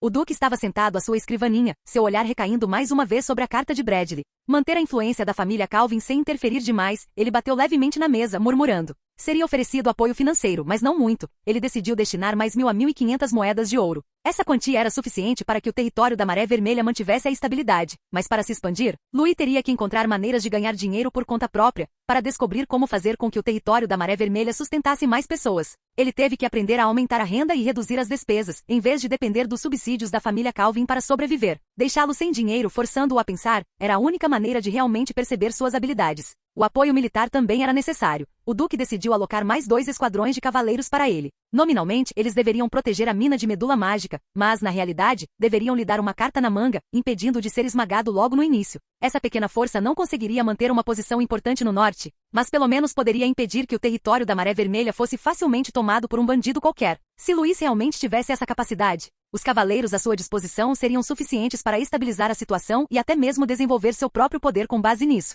Mas se ele não conseguiu nem proteger seu território com esse pequeno apoio da família Calvin, então não havia mais nada a dizer. Ele não valia um investimento contínuo. Quanto ao apoio técnico, Louis era capaz de lidar com a agricultura, construção básica e até mesmo planejar a exploração mineral, o que já indicava que ele possuía certo talento para gestão. O Duque enviaria apenas alguns aprendizes de alquimia para ajudá-lo com a tecnologia básica de refino da essência do magma. Ele teria que descobrir o resto sozinho. Ele precisava conquistar as pessoas, trocar seus recursos limitados por cooperação e aprender a nadar no pântano da realidade, em vez de esperar que a família Calvin lhe desse tudo de mão beijada. E quanto ao apoio político, ele não daria a Louis qualquer apoio político formal, mas também não o impediria de negociar com as forças do norte. Com quem ele queria se aliar, como ele queria se estabelecer localmente, tudo isso dependeria dele. Mas a premissa era, não cause problemas para a família Calvin. Era como colocar uma peça de xadrez em um campo de batalha, para ver se ele conseguiria avançar na batalha ou se seria pisoteado por outros. Se ele não conseguia suportar nem mesmo tanta pressão, então significava que Luiz era inerentemente incompetente, e morrer no norte era algo previsível. Ele não desperdiçaria recursos com uma criança inútil. De qualquer forma, ele tinha muitos filhos. O que era perder um ou dois? A linhagem da família Calvin nunca deixou a desejar. O que faltava eram pessoas capazes e ambiciosas. Mas já que Louis conseguiu tanto e fez com que Bradley o elogiasse tanto, então ficou comprovado que ele tinha alguma habilidade e um pouco de arrogância. Muito bem, então deixa eu mostrar alguma habilidade de verdade. Capítulo 44. Pedra da Gota de Sangue. Após Lord Louis ter resolvido as questões levantadas pelos 1.500 escravos, o desenvolvimento do território da Maré Vermelha prosseguiu de forma muito mais tranquila do que se imaginava. Em apenas um mês, novas casas surgiam continuamente do chão, e terras áridas eram rapidamente cultivadas. A esperança finalmente surgiu nos rostos das pessoas, e a terra árida e desolada estava se transformando em um verdadeiro território. Lord Louis estava sentado em seu escritório, assentindo com satisfação enquanto olhava os relatórios de inteligência sobre o território compilados por Bradley. Excelente, a base foi lançada. É hora de fazer algo mais importante. É hora de embarcar na próxima etapa do plano. Lord Louis pegou a pedra de sangue que gotejava e que havia trazido da província sudeste. Era um cristal vermelho escuro, cuja superfície brilhava com um estranho fulgor, como se ainda estivesse pingando sangue. Este é um minério mágico especial que pode testar se uma pessoa tem o talento para se tornar um cavaleiro de linhagem. Somente aqueles com linhagem de cavaleiros podem fazê-lo reagir. Lord Louis usou uma adaga para cortar a ponta do dedo, e o sangue pingou lentamente sobre a pedra. No segundo seguinte, a pedra de sangue que gotejava vibrou levemente, emitindo um brilho vermelho escuro. Isso indicava que Lord Louis possuía a qualificação necessária para se tornar um cavaleiro de linhagem. É claro que esta pedra só pode testar a qualificação para se tornar um cavaleiro, mas não a força do talento de um cavaleiro. Mas Lord Louis não estava preocupado com isso, pois contava com o sistema diário de inteligência. Se houvesse crianças com grande talento, o sistema acabaria por notificá-lo, e ele poderia então concentrar-se em apoiá-las. Então, quantas crianças no território da Maré Vermelha ainda têm talento para se tornarem cavaleiros? Lord Louis planejava usar essa pedra para selecionar crianças no território da Maré Vermelha, procurando aquelas com potencial. Ele pretendia cultivar cavaleiros da linhagem que realmente lhe pertencessem e ao território da Maré Vermelha. Eles não seriam cavaleiros enviados por uma família, mas cavaleiros leais, escolhidos pessoalmente, treinados pessoalmente e moldados pessoalmente por ele. Os cavaleiros pertencentes a Lord Louis deveriam ser crentes fervorosos. Eles devem confiar nele, segui-lo e ser-lhe leais incondicionalmente. Não apenas lealdade, mas vê-lo como um verdadeiro líder, até mesmo uma fé. Mais de 200 crianças, a maioria com menos de 15 anos, reuniram-se na praça do território da Maré Vermelha. Uma estranha excitação tomou conta do ar, e todas as crianças prenderam a respiração em antecipação, seus corações acelerando silenciosamente com essa expectativa. Seus olhares estavam fixos em Lord Louis, no centro da praça. Ele estava vestido com uma capa preta, com o brasão da família Calvin preso ao peito. Ele era como o sol, brilhando alto no céu, quente e deslumbrante. Ao olhar para Lord Louis, um forte sentimento de reverência invadia o coração de cada criança. A maioria deles eram filhos de refugiados e aborígenes, cujos pais haviam sido salvos por Lord Louis quando estavam à beira da inanição. Graças aos ensinamentos de seus professores e pais, eles nutriam imenso respeito e admiração por Lord Louis. A imagem de Lord Louis em seus corações era a do sol. Hoje, selecionarei algumas crianças para se tornarem cavaleiros. Falou o sol. Assim que as palavras foram proferidas, a praça imediatamente entrou em alvoroço. Se eu me tornar um cavaleiro, poderei montar a cavalo e empunhar uma espada. Posso proteger o território da Maré Vermelha como Lord Louis? Posso me tornar um cavaleiro? As crianças tagarelavam animadamente, com os olhos cheios de surpresa e entusiasmo. Essas crianças pertenciam às camadas sociais mais baixas e não eram muito velhas, portanto não tinham ideia do que a palavra cavaleiro realmente significava. O entendimento deles era simples e direto. Um cavaleiro era o guerreiro mais próximo do grande lorde, seu guarda pessoal, e uma figura poderosa e nobre aos olhos de todos. Tornar-se um cavaleiro significava lutar ao lado do sol, estar no lugar mais glorioso. Silêncio, um por um. O teste começou oficialmente e os cavaleiros e professores começaram a orientar as crianças a se alinharem, garantindo que cada criança se apresenta-se na ordem correta. Lord Louis estava de pé na plataforma elevada da praça, com a pedra de sangue pingando sobre a mesa à sua frente. A superfície da pedra cintilava com um brilho estranho, seu tom vermelho profundo parecia pulsar, atraindo o olhar de todas as crianças. Uma a uma as crianças avançaram, e seguindo as instruções de Lord Louis, fizeram um pequeno corte no dedo e deixaram pingar o sangue na pedra de sangue que gotejava. No início do teste, todas as crianças estavam incrivelmente animadas, antecipando um milagre. No entanto, enquanto a maior parte do sangue das crianças pingava, a pedra de sangue que gotejava permanecia imóvel, sem apresentar qualquer reação. Com o passar do tempo, as expressões das crianças começaram a demonstrar decepção, e o ambiente gradualmente se tornou um pouco mais sombrio. Lord Louis também se sentiu um pouco desapontado, mas não demonstrou qualquer frustração. Afinal, tal seleção era inevitável. Apenas um número muito pequeno de pessoas possuía o talento de um cavaleiro. Uma menina deu um passo à frente e delicadamente deixou cair seu sangue sobre a pedra. De repente, a pedra de sangue que gotejava brilhou fracamente, depois tremeu ligeiramente, emitindo uma luz vermelha escura. Naquele instante, todos prenderam a respiração com os olhos arregalados. É ela é a futura cavaleira. As crianças cochichavam animadas umas para as outras. A menina ficou parada ali, olhando fixamente para a pedra de sangue que pingava, aparentemente sem ainda compreender completamente o que acabará de lhe acontecer. Seus olhos brilharam com confusão e excitação, suas pernas tremeram levemente, incapaz de compreender o milagre diante dela. Lord Louis deu um tapinha leve no ombro dela. Qual é o seu nome? A menina pareceu assustada, gaguejando. Meu nome é Lilia. Parabéns, Lilia. Lord Louis olhou para ela. Você é a primeira cavaleira treinada pelo território da Maré Vermelha. Ao ouvir essas palavras, as pernas da menina fraquejaram, quase incapazes de sustentar seu corpo, e lágrimas brotaram instantaneamente em seus olhos. Ela ficou ali parada, estupefata, com os olhos cheios de choque, sem conseguir acreditar que realmente poderia se tornar uma cavaleira. Todas as crianças na praça olhavam para ela, cochichando em voz baixa, com o coração cheio de inveja. Ao ouvir as palavras invejosas de suas colegas, Lilia finalmente se levantou com orgulho. Embora suas pernas ainda estivessem um pouco fracas, a emoção em seu coração a fazia sentir como se estivesse voando. Eu me tornarei uma excelente cavaleira e protegerei o território da Maré Vermelha. Lilia prometeu a Lord Louis. Lord Louis ouviu as palavras infantis da menina e sorriu. Aguardo ansiosamente por esse dia. Assim que Lilia passou com sucesso no teste da pedra de sangue que gotejava, a atmosfera na praça ficou ainda mais animada. As crianças são sempre cegamente confiantes, acreditando serem uma entre 100, escolhidas para se tornarem cavaleiros. No entanto, a realidade é sempre cruel. Quase metade das crianças já havia se apresentado para fazer o teste, mas apenas 3 haviam sido aprovadas, possuindo o talento necessário para se tornarem cavaleiros da linhagem. E na multidão, havia uma criança relativamente baixa com os olhos brilhando de expectativa, mas também revelando um toque de medo. Ele ansiava por se tornar um cavaleiro, mas temia não ter o talento necessário. Ele queria ser um cavaleiro, estar ao lado de Lord Louis, retribuir a bondade do Lorde. Seu nome era Vaio. Capítulo 45. Represa. A história de Vaio começou há 2 anos, no dia em que orcs atacaram sua aldeia. Ele tinha apenas 10 anos na época, era uma criança ingênua, e perdeu todos os seus parentes e amigos, enquanto sua antiga casa se tornou ruínas. Apenas sua mãe, arrastando seu corpo exausto, conseguiu escapar com Vaio para a floresta. Sem comida ou água, eles só conseguiam sobreviver colhendo frutos silvestres. No entanto, o infortúnio deles não terminou aí. Pouco tempo depois, eles foram capturados por um grupo de mercadores de escravos que passavam pelo local. Sua mãe tentou fazer com que Vaio escapasse, mas no fim, ambos foram levados para o mercado de escravos. Vaio só se lembrava de ser exibido como uma mercadoria diante daqueles compradores frios. Ele vestia roupas grosseiras, seu estômago estava tão vazio que parecia que sua frente tocava suas costas. E até mesmo sua dignidade mais básica havia sido arrancada. Sua mãe o abraçou com força, suportando tudo em silêncio. Até que um ponto de virada em seu destino surgiu. O grande Lord Louis chegou ao mercado de escravos e comprou centenas de escravos, incluindo eles. Lord Louis os trouxe para o território da Maré Vermelha, dando-lhes um lar acolhedor. Pela primeira vez, Vaio comeu até se fartar, vestiu roupas quentes e sentiu uma sensação de segurança há muito perdida. Sua mãe começou a trabalhar na oficina de peixe defumado do território da Maré Vermelha. Todas as manhãs, ela se ocupava lavando, curtindo e defumando peixe, sem negligenciar nenhuma etapa do processo. Embora tenha sido um trabalho árduo, ela lutou para sobreviver com as próprias mãos, finalmente conquistando alguma dignidade e estabilidade. E seus esforços não foram em vão. Após ouvir falar de sua apresentação, Lord Louis decidiu revogar o status de escravos dela e de Vaio, concedendo-lhes a identidade de cidadãos livres. Naquele dia, sua mãe, que nunca derramava lágrimas, abraçou Vaio e chorou inconsolavelmente. A partir de então, Vaio também passou a ter um objetivo de vida, tornar-se alguém que pudesse retribuir a gentileza de Lord Louis. Vaio estava no meio da multidão, com os olhos fixos na pedra de sangue que gotejava.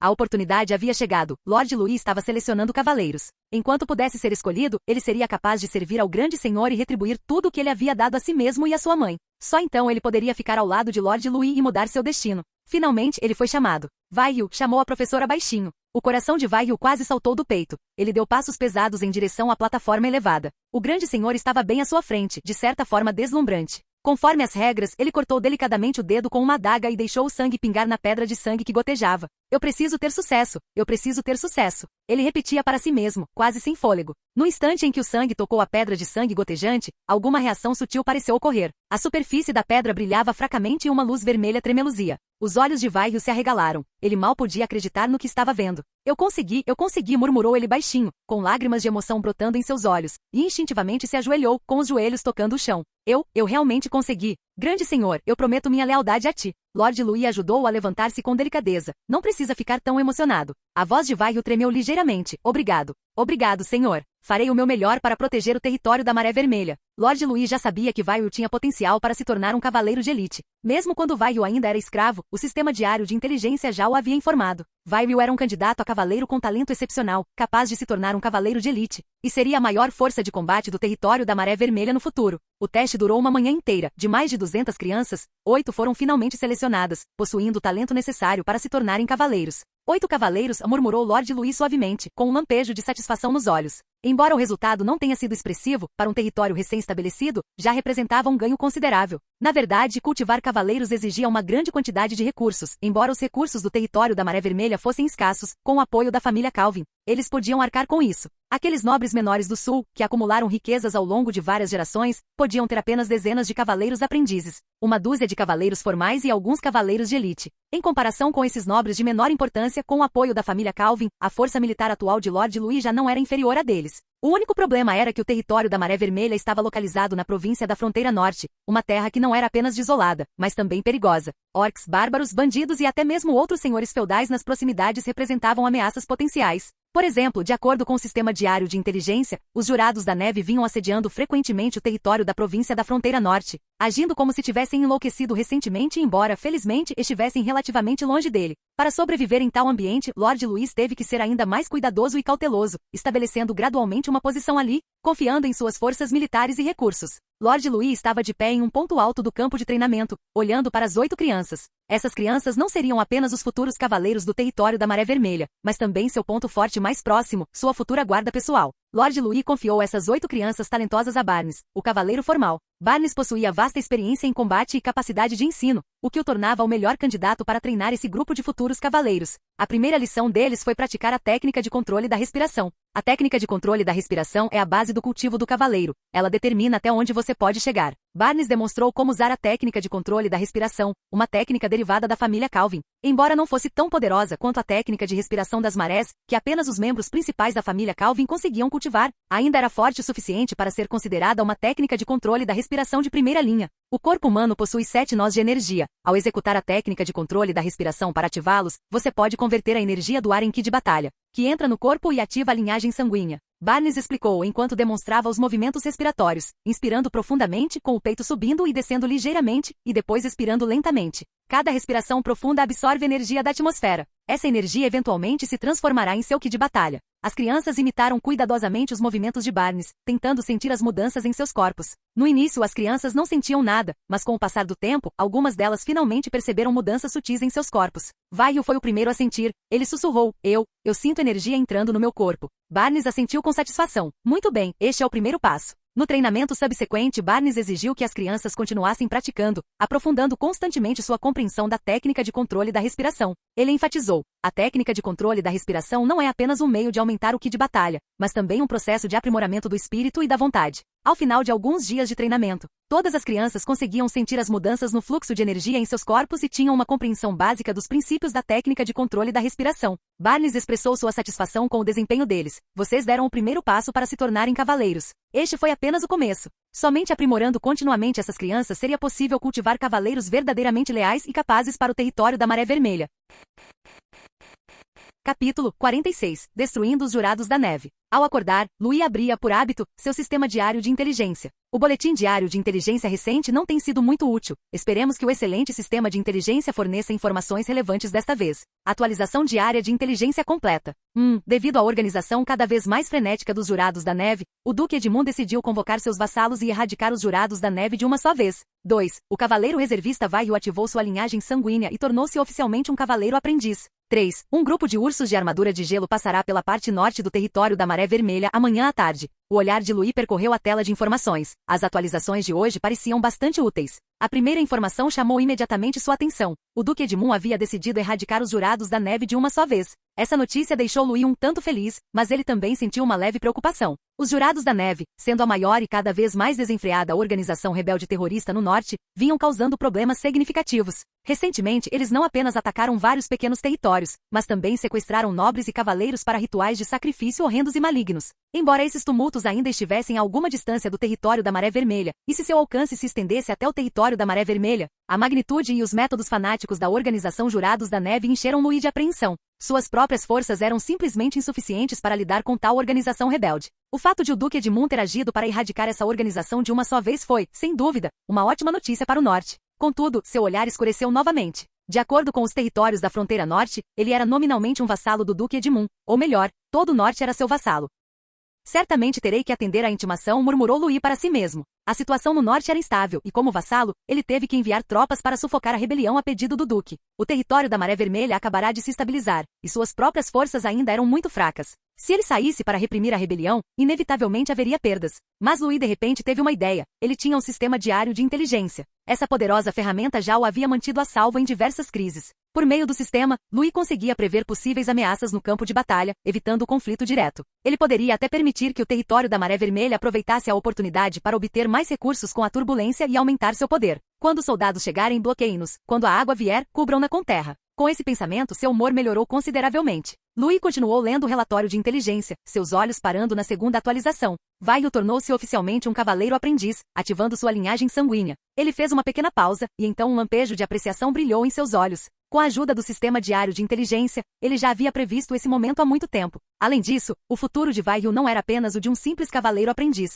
Ele seria uma das forças mais poderosas do território da Maré Vermelha no futuro. Ele realmente faz jus ao título de futuro Cavaleiro do Pico, exclamou Louis, assentindo com satisfação. Ele então analisou a terceira informação. Os ursos de armadura de gelo despertaram da hibernação e devem passar pela parte norte do território da Maré Vermelha amanhã à tarde. Os ursos de armadura de gelo adultos são criaturas mágicas extremamente perigosas. Elas podem atingir até 7,2 metros de altura, e sua pele é coberta por uma camada natural de cristais de gelo, tornando-as praticamente invulneráveis a qualquer ataque. Suas patas dianteiras desenvolveram garras de ferro frio com meio metro de comprimento, capazes de liberar pulsos de baixa temperatura durante a caça, congelando instantaneamente o sangue de suas presas. Não havia qualquer sinal de preocupação no rosto de Louis, em vez disso, um leve sorriso surgiu. Isso para mim é realmente uma coisa boa, murmurou ele baixinho para si mesmo. Embora o urso de armadura de gelo fosse poderoso e feroz, não representava uma grande ameaça à sua capacidade de combate atual. Além disso, sua carne era extremamente valiosa, capaz de fortalecer o corpo e o espírito de luta de um cavaleiro. Essa foi precisamente uma excelente recompensa para seus cavaleiros e para as 8 crianças reservistas sob seu comando. Além disso, esses cavaleiros não participavam de combates reais há muito tempo. E a presença do urso de armadura de gelo também poderia estimular seu desejo de lutar e seu entusiasmo pelo treinamento. Ele imediatamente convocou Lambert. Lambert, reúna todos os cavaleiros e arqueiros. Prepare-se para partir para o norte para uma caçada. Lambert não fez mais perguntas. Apenas reconheceu o ocorrido e se retirou, indo rapidamente tratar dos assuntos pertinentes. Um relatório urgente chegou rapidamente ao escritório do Duque Edmund. Relatório. Um território no norte foi atacado pelos Jurados da Neve. Todos os civis foram mortos, e nobres e cavaleiros foram sequestrados. Essas poucas e breves linhas foram como uma bomba gigantesca, explodindo instantaneamente no coração do Duque. Este foi o 6º incidente desse tipo nos últimos 2 meses. As atrocidades dos Jurados da Neve estavam se tornando cada vez mais desenfreadas, e cada centímetro do norte tremia em inquietação. Que se danem os Jurados da Neve. O Duque Edmundo levantou-se abruptamente, espalhando os documentos sobre a sua mesa. Os Jurados da Neve eram outrora forças sobreviventes da Terra da Neve, que gradualmente se transformaram em foras da lei com a conquista do Império. Agora, essa organização, profundamente mergulhada no ódio, estava acendendo suas chamas de vingança por toda a Terra do Norte. Esses não são mais meros bandidos. Precisamos atacar com força. Chamas de raiva ardiam no coração do Duque. Essa ameaça precisava ser completamente erradicada para que o Norte recuperasse a paz. Naquela noite, o Duque convocou membros importantes de sua família, estrategistas, conselheiros e generais de destaque, para uma reunião de emergência. Não podemos esperar mais. Enviem todos os vassalos, reúnam os exércitos e dividam nossas forças para cercar as fortalezas dos Jurados da Neve. Devemos aniquilá-los de uma só vez. Sob as instruções do Duque, todos os membros da família começaram a discutir detalhadamente como lidar com essa tempestade. A reunião entrou em uma fase tensa de discussão estratégica, à medida que os estrategistas começaram a formular planos de batalha específicos. Dividiremos nossas forças para cercar e suprimir as fortalezas dos Jurados da Neve, garantindo que nenhum esforço seja poupado em cada local. Ao mesmo tempo, tropas pesadas defenderão as fronteiras para impedir que as tribos do norte se aproveitem da situação. O Duque instruiu: notifiquem todos os vassalos para que se reúnam e se preparem para o ataque. Eles devem partir na hora marcada. Conforme a reunião se aproximava do fim, um estrategista perguntou: Duque, devemos incluir esses senhores da fronteira recém-chegados do sul nesta operação? O Duque Edmund zombou, com os olhos cheios de desprezo. Todos eles. Senhores da fronteira do sul? Essas pessoas não passam de filhos inúteis da nobreza. Mesmo que morram, as figuras importantes do sul não sentirão nenhuma dor. Vamos mandá-los todos para a morte. Seu tom de voz carregava um tom de desprezo, demonstrando claramente sua atitude em relação aos senhores da fronteira sul. Originalmente, o Édito da fronteira norte do imperador tinha como objetivo que os nobres do sul enviassem alguns de seus discípulos para desenvolver os territórios do norte, usando sua força para estabilizar o norte. Como se viu, aqueles sanguessugas imperiais apenas enviaram algumas sobras para satisfazer o imperador de forma superficial. Sendo assim, ele poderia aproveitar a expedição para eliminar esses problemas inúteis. Após a reunião, o duque começou imediatamente a implementar o plano. Os cavaleiros se moviam rapidamente, entregando ordens a todos os vassalos, garantindo que todos os exércitos pudessem se reunir a tempo. Todo o norte, como uma fera adormecida, começou lentamente a despertar, preparando-se para a iminente batalha sangrenta. O duque Edmund estava de pé na alta torre da cidade da Alabarda Gelada, observando friamente a terra que estava prestes a arder em chamas.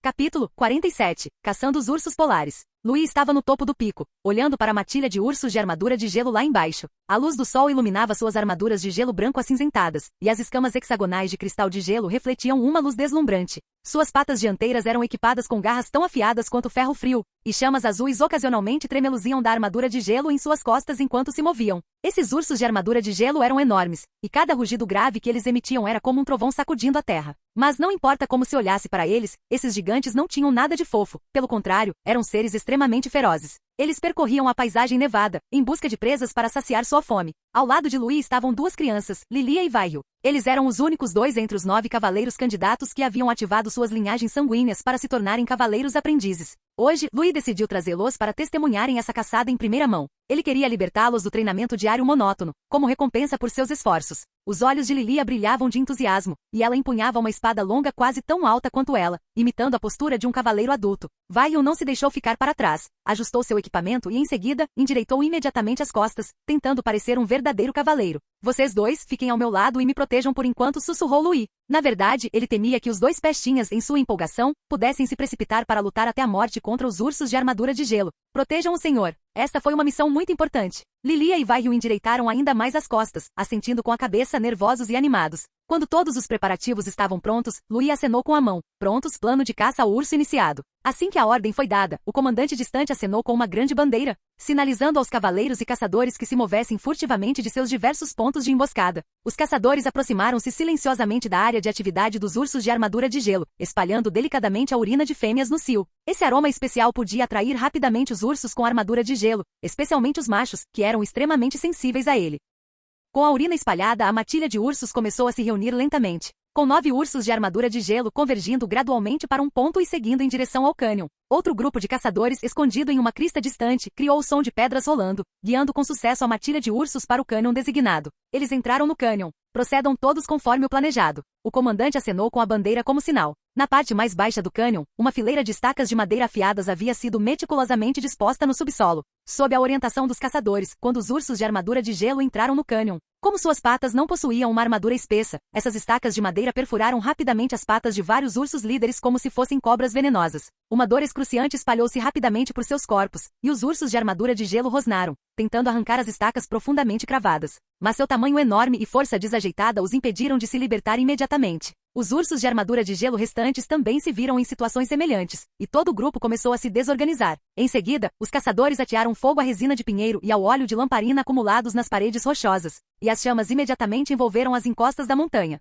Com um rugido, uma bola de fogo rolou da beira do penhasco, caindo precisamente no centro da matilha de ursos. A explosão e as chamas se espalharam juntas, engolfando instantaneamente os poucos ursos de armadura de gelo presos pelas estacas de madeira. Embora a alta temperatura das chamas tenha incendiado a pelagem dos ursos de armadura de gelo, sua pesada armadura de gelo não desmoronou imediatamente sob o fogo. O golpe deixou apenas marcas de queimadura nas escamas resistentes dos ursos de armadura de gelo e não foi fatal. A matilha de urso sentiu a dor das chamas escaldantes, o que os deixou ainda mais caóticos e furiosos. Os ursos de armadura de gelo se amontoaram, empurrando-se e colidindo uns com os outros. Nesse ponto, as fraquezas dos ursos de armadura de gelo, como seus olhos e pescoços, ficaram expostas, mas devido à proteção de sua pesada armadura de gelo, flechas comuns tinham dificuldade em penetrar diretamente essas cascas duras. Arqueiros escondidos acima do cânion começaram a usar flechas flamejantes, atirando-as em direção aos ursos de armadura de gelo. Seu poder ofensivo era insignificante, mas essas flechas não tinham a intenção de penetrar. Em vez disso, seu propósito era exaurir a resistência e a paciência dos ursos de armadura de gelo. Flechas flamejantes atingiram os corpos dos ursos de armadura de gelo, e as chamas se espalharam ao longo de suas pesadas carapaças. Embora incapazes de romper a armadura de gelo, as chamas contínuas faziam com que a resistência dos ursos de armadura de gelo se esgotasse constantemente, e a velocidade de movimento do grupo diminuísse visivelmente. Apesar de ainda manterem sua resistência, suas pesadas armaduras de gelo agora estavam repletas de rachaduras, e algumas áreas até mesmo derreteram devido às altas temperaturas, revelando a camada resistente, porém já não impenetrável, que estava por baixo. Nesse exato momento, os cavaleiros que estavam estavam emboscados ao redor se movimentaram. Agora, a bandeira do comandante caiu subitamente. Os cavaleiros ergueram suas espadas longas e lanças, concentrando sua aura de batalha, e as lâminas das espadas se incendiaram com um brilho vermelho intenso. Uma aura de batalha carmesim emanava de suas armas, e leves tremores chegavam a distorcer o ar. Cobrar. Os cavalos de guerra dos cavaleiros avançaram a passos largos, com seus alvos bem definidos, as articulações, as mandíbulas inferiores, as gargantas e os olhos dos ursos de armadura de gelo, os pontos fracos dos ursos de armadura de gelo. Os arqueiros já haviam reduzido consideravelmente a defesa dessas áreas, e a missão dos cavaleiros era acabar com suas vidas.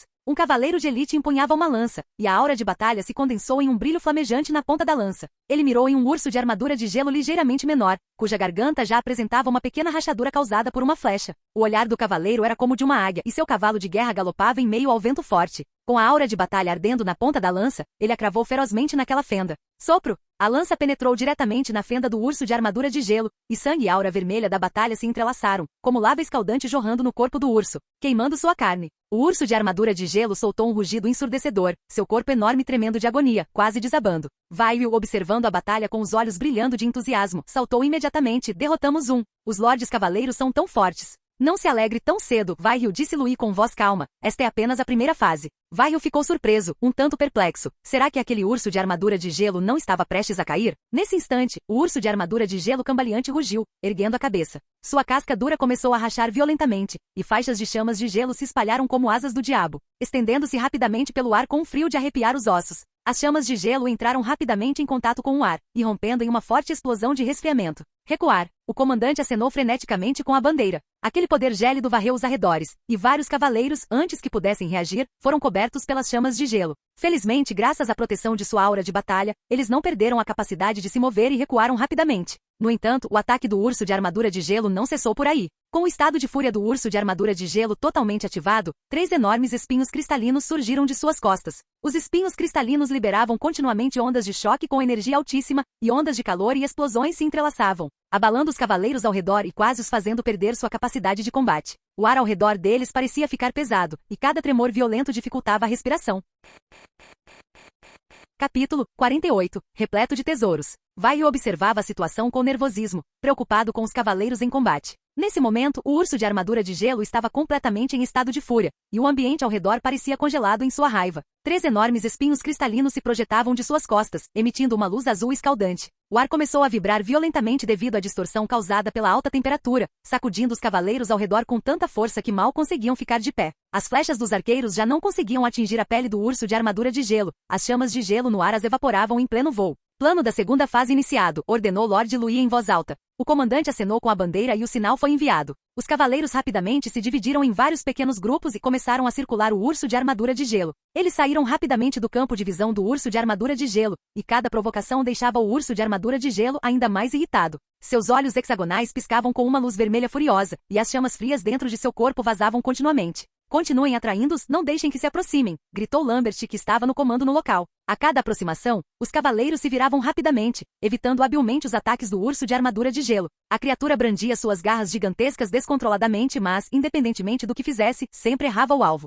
Uivos desesperados rasgaram o silêncio das montanhas, e as pontas cristalinas liberaram ondas de calor cada vez mais intensas, com flutuações de energia ensurdecedoras vindas do ar. A energia deles está prestes a explodir, gritou Lilia, com os olhos cheios de preocupação. Tenha mais paciência, não deixe que eles parem. Luí olhou fixamente para o urso de armadura de gelo, observando os cristais em suas costas. Neste momento, qualquer detalhe pode determinar a vitória ou a derrota. Os movimentos dos cavaleiros tornaram-se mais precisos, e cada provocação estimulava ainda mais a energia desenfreada do urso de armadura de gelo. A implementação contínua da tática de atrair e repelir os inimigos fez com que todos os 9 ursos de armadura de gelo entrassem em frenesi sob condições extremas. Sua energia interna começou a transbordar incontrolavelmente, e o fluxo de ar furioso quase derrubou as árvores e rochas ao redor. Rochas começaram a rolar, e o som das vibrações podia ser ouvido das montanhas distantes. Agora, os olhos de Lambert brilharam. Ele viu aquela oportunidade momentânea. Lambert liderou 6 cavaleiros de elite e 23 cavaleiros formais, que se separaram rapidamente, atacando ferozmente cada urso de armadura de gelo enfurecido. Cada urso de armadura de gelo liberava desesperadamente poderosas chamas gélidas, e o fluxo de ar descontrolado varria os arredores.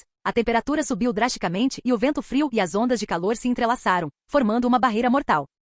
Lambert apertou firmemente sua espada longa, liderando sua equipe em um ataque, com um alvo claro, o núcleo do urso de armadura de gelo enfurecido. Pou! A espada longa mergulhou com ferocidade no núcleo das costas de um urso de armadura de gelo enfurecido. Ao mesmo tempo, os outros cavaleiros não se deixaram ficar para trás, concentrando rapidamente suas forças para ataques sucessivos. Enquanto os cavaleiros atacavam, os espinhos cristalinos nas costas do urso de armadura de gelo brilhavam intensamente e vibravam violentamente. E uma poderosa energia jorrava como uma tempestade. Uma forte onda de choque explodiu instantaneamente, quase destruindo todo o campo de batalha, e chamas frias formaram uma enorme tempestade, varrendo tudo. Recuar, recuar depressa. A voz de Lambert foi quase abafada pelo estrondo da explosão. Os cavaleiros recuaram rapidamente, evitando a energia explosiva incontrolável. A fumaça tomou conta do campo de batalha e as chamas se espalharam por toda parte. A explosão de energia dos 9 ursos de armadura de gelo gerou um desastre terrível, e a explosão distorceu o ar. A camada de cristal de gelo se estilhaçou nas chamas, e fragmentos voaram por toda parte. Após a fumaça se dissipar, no centro daquele campo de batalha caótico, os corpos dos 9 ursos de armadura de gelo sobreviventes jaziam em silêncio. Embora a força explosiva em seu estado de fúria fosse suficiente para destruir tudo ao seu redor, graças à carapaça de cristal de gelo do urso de armadura de gelo, seus corpos não se transformaram em cinzas. E seus espinhos cristalinos ainda eram duros, embora alguns estivessem quebrados, sua poderosa ameaça ainda podia ser sentida. Tudo havia terminado. Louis ficou de pé em um dos lados do campo de batalha, seu olhar percorrendo a paisagem, até finalmente soltar um suspiro de alívio. Embora tenha sido uma batalha feroz, nenhum membro de suas tropas ficou ferido, e nem mesmo os cavalos de guerra sofreram qualquer dano. Vairil e Lilia ficaram de lado, com os olhos brilhando de saudade. Eles observavam os cavaleiros no campo de batalha, aspirando a um dia serem como eles. Para poder ficar de pé no campo de batalha e derrotar esses poderosos inimigos em nome de Lord Louis. Nós também podemos fazer isso, não é? Perguntou Lilia suavemente. Vairil não disse nada, apenas acenou com a cabeça vigorosamente. Ao término da batalha, os cavaleiros começaram a recolher sistematicamente os despojos de guerra. Essas bestas gigantescas que antes enchiam todos de pavor, agora jaziam tranquilamente no chão, tornando-se espólios de guerra. E quase todos os ursos de armadura de gelo eram verdadeiros tesouros. Os cavaleiros cortaram cuidadosamente a carne do urso, que era firme e elástica, exalando um aroma único. A carne do urso de armadura de gelo era considerada um tônico nutritivo e podia atingir preços elevados no sul. Isso poderia fortalecer efetivamente a carne e o sangue dos cavaleiros e aumentar suas reservas de Douki. Cada pedaço de carne poderia ser de grande ajuda para os cavaleiros. Além disso, alguns cavaleiros se especializaram em desmontar os cristais das costas do urso de armadura de gelo. Esses cristais, nas mãos de alquimistas, poderiam ser transformados em poções poderosas ou itens mágicos, de valor inestimável no mercado. Louis olhou para o cadáver do urso de armadura de gelo, com um olhar tingido de arrependimento. Se o urso de armadura de gelo não fosse tão perigoso e até instável, ele já teria desejado há muito tempo abrir sua própria fazenda de ursos de armadura de gelo. Cada centímetro dessas criaturas colossais valia a pena ser aproveitado. Carne de urso, cristais, armadura de gelo e até mesmo garras e dentes de urso tinham um valor extremamente alto. Eram praticamente bancos de recursos naturais. Mas ele só podia sonhar com isso se realmente tentasse criá-los. O território da Maré Vermelha poderia ser reduzido a cinzas em menos de 2 dias. Ele observou os cavaleiros ocupados contemplando os despojos de guerra, e não conseguiu conter o sorriso. Essa foi de fato uma grande vitória, então ele se preparou para recompensar esses cavaleiros. Muito bem, pessoal, parem, ele gritou bem alto. Todos os cavaleiros pararam o que estavam fazendo e se voltaram para olhar para Louis. Decidi usar a carne desses ursos de armadura de gelo para fazer um banquete esta noite, anunciou Louis. Assim que ele terminou de falar, os cavaleiros ao redor imediatamente o aplaudiram. A atmosfera tensa após a batalha foi instantaneamente dissipada. Lord Louis, isto é generosidade demais, exclamou um cavaleiro, sendo o primeiro a comemorar em voz alta. Sim, esta carne de urso é tão preciosa, é simplesmente uma bênção para um guerreiro. Brilharam os olhos de outro cavaleiro. Os cavaleiros ao redor ergueram as mãos e gritaram em uníssono, louvado seja o grande senhor. Louis ouviu as risadas e as conversas ao seu redor, sentindo-se muito satisfeito. Afinal, esses cavaleiros não foram treinados pessoalmente por ele. Somente investindo recursos suficientes ele poderia realmente conquistar sua lealdade. Contanto que as recompensas fossem suficientes, 6 espadas em um segundo não era o limite para um cavaleiro. Além disso, o perigo era iminente, e a carne desses ursos de armadura de gelo poderia fornecer força extra para sua equipe, dando-lhe mais confiança para enfrentar o desafio iminente de supressão dos bandidos. Fim do vídeo. Para acesso antecipado à continuação dos vídeos, ou para incentivar o canal, vire membro. Muito obrigado.